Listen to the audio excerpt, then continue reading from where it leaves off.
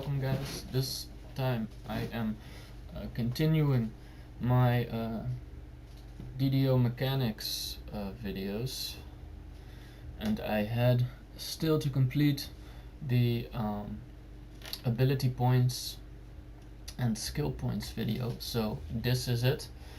And I'm gonna do a short video on a little bit explaining on how the system works of ability points in Dungeons and Dragons online. Now, as you can see here, we have 6 major ability points. These are called the Martial Sphere ability points, because it affects either your health, your attack chance, and your strength, etc. And these are called the mystical ability points, basically, because they affect your spell points or your just your way to cast and your DCs of your spells, and etc. So this toon I have made, this character, it's just a drow fighter, so don't pay attention to that. I am just gonna explain to you how you should make your character. Basically, if you have a melee class, that means fighter, ranger, barbarian, etc., you should put points into strength, because you're gonna need strength to do damage. Now there's some ways in the game you can for instance use your constitution to deal damage, like dwarf has a special enhancement for that, but I won't delve any deeper into that, because as I said, it's a very complex game, and this I'm just gonna explain here the basic things. So strength affects your damage, dexterity affects your armor class, that is some kind of a skill that affects you being hit or not, your physical defense, and it also dexterity also affects your reflex saves. So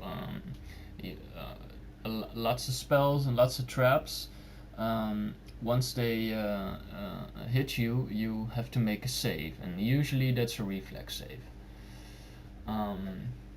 Dexterity also affects ranged attack chance, so you might want to, if you are making a ranged character, dexterity is pretty important. Now, constitution is something that affects your health. So the more constitution you have, the more hit points you gain per level, and also in total. So that is also pretty important. Intelligence is something that affects skill points for any class. The more int you have, the more skill points you get. Like if you want to make a character that has a lot of skill points, you pick human, rogue, and you give him a lot of int, and then you have a huge amount of skill points, because the human gets more skill points when leveling up, and the rogue gets a huge amount of skill points from standard. So intelligence also affects wizard, their spell power, and their spell DCs, and etc. Wisdom affects certain abilities of the monk.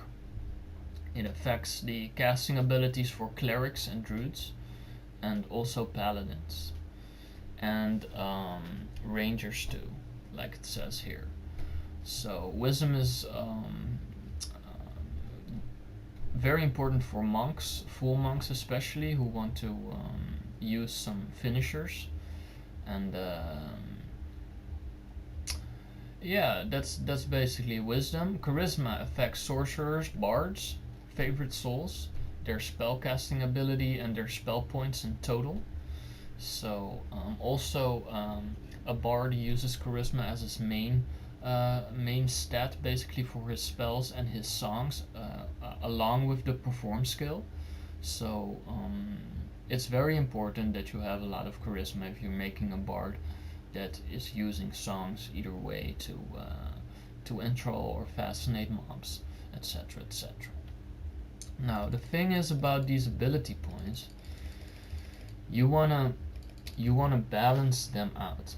As you can see here, it's just a 28 point build, but if you would make if this was let's say a bard and you wanted to wield some weapons, you wanted to wield a great axe, you should balance out your stats. That means going 14 strength, you won't need any dexterity because you're using a great axe, and dexterity is usually for 2 weapon fighting. So you want a little bit constitution as well, and of course you want to have a reasonable charisma. So you put that charisma at 16, you put your strength at 14, and you put your constitution at 12. Now already you have a decent, it's pretty well balanced here, and you have 10 points left. Now what you can do is, yeah, why not put 12 in so you get a little bit more skill points. That's possible. Maybe go 11 int, and then take another charisma point. Dro can take a huge amount of charisma, by the way, but 17 is fine. And then you can give him a little bit more strength, 16, and then you can give him 13 con.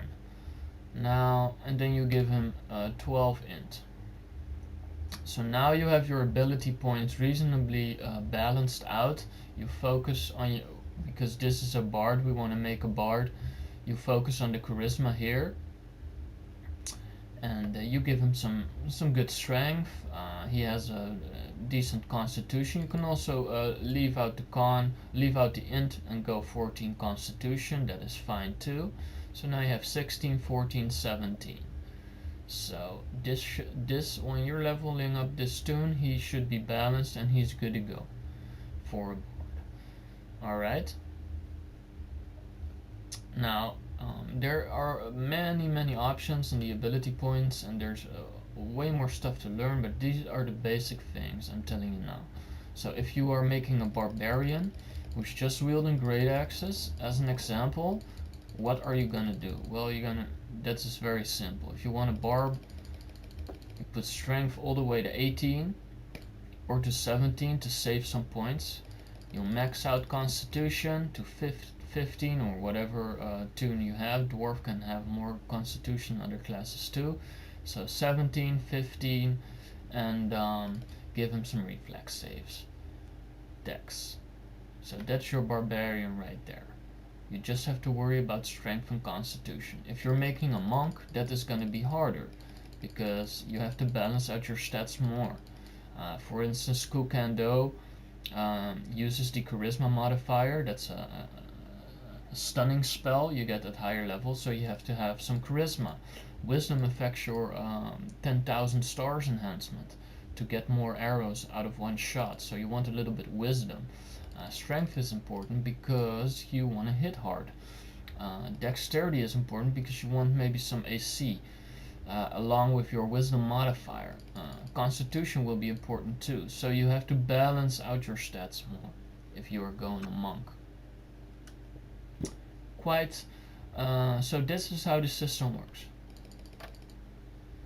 Alright, we're gonna do this, and then we're gonna click next, and I'm gonna tell you guys a little bit about skill points. Here you have skill points, and these are all different skills that affect different classes. Now for instance, heal skill affects positive energy and negative energy spell power. So if you're a necromancer, wizard, or a cleric, or a favorite soul, or a druid that heals, a bard, you have to have the heal skill maxed out. Every time you level, you wanna max this heal skill out. This is something that has been changed in the recent expansion, so this is a new system. Everybody had to reset and lesser TR their characters to fix these skill points. Bard. If you want to be a bard, you have to max out perform. If you want to use scrolls, you have to max out magic device. For each of these skills, spellcraft. If you want to do more damage with certain spells, most spells of wizards, sorcerers, whatever, you have to max out this one.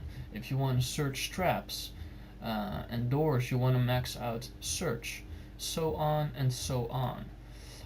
Jump, for instance, caps at like 60, so having a higher jump than 50 or 60 is useless, so don't worry about jump too much. If you want to be a tank, you have to max out intimidate. If you want to worry about reconstructing spells as a warforged, you have to max out repair. Now the important skill points here are indeed for tank intimidate, repair for warforged, balance is reasonably important for melee tunes to keep yourself up and not being knocked down. Concentration is reasonably important if you are not using quicken. That's a meta magic feat. Diplomacy, not really important, only for some quests, so don't worry about that. Haggle is important if you want to make lots and lots of money. So you max out Haggle, usually for a bard or a rogue type multi-class. Heal is very important, most likely one of the most important spells, because it affects your heals. For clerics, favorite souls, so on, so on. Hide, listen, these are rogue skills, so you know, if you want to make a rogue endgame, it's not really important, but you can make a certain rogue that hides and sneaks past all the mobs, so you don't have to fight anything. That's possible, and it's a playstyle you can choose from. Perform is very important for the bard, and it gives also 1 point of sonic spell power. So if you are deciding to go sonic, you need perform.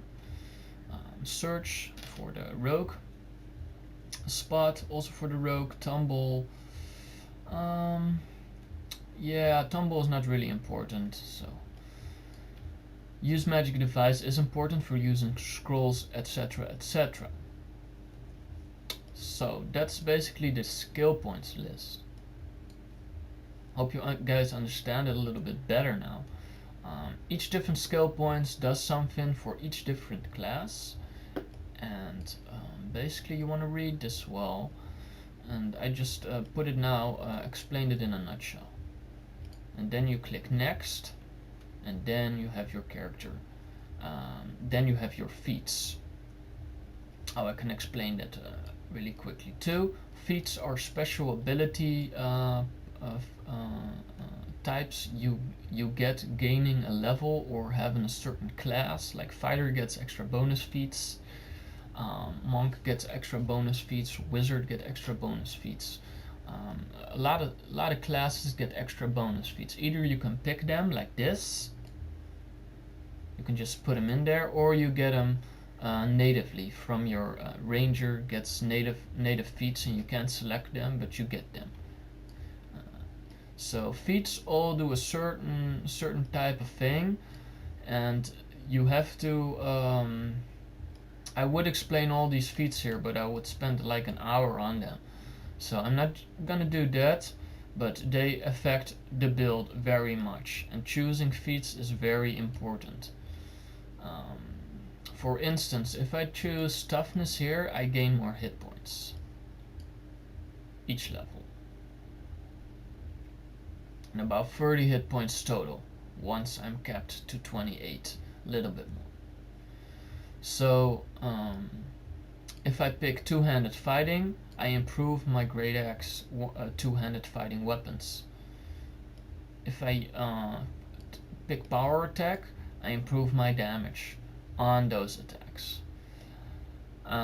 If I pick great fortitude, I get better fortitude saves. So on, so on. If I pick cleave, I get a special attack cleave that does a lot of damage to mobs, and you can improve those feats on and on and on.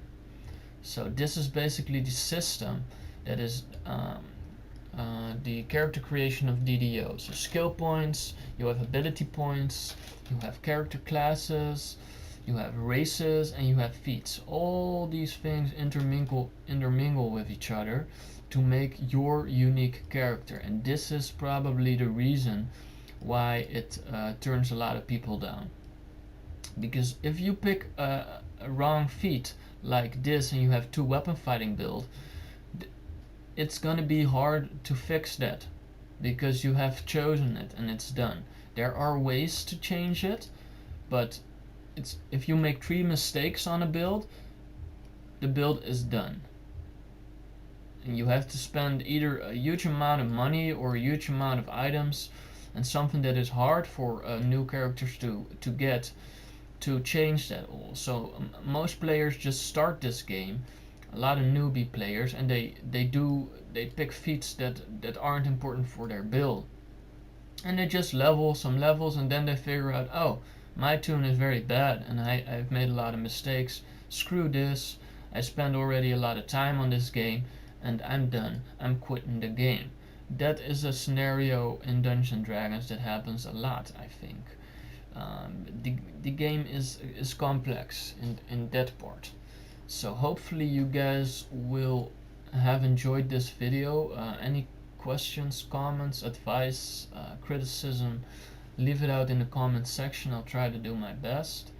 I might make another video to explain feats, but I might make a video first about the enhancement system. So check out my previous DDO mechanic videos if you haven't got any clue about it and you're thinking from what the hell is this video. I've made a previous video that explained the playstyles and the classes and the races to my best understanding.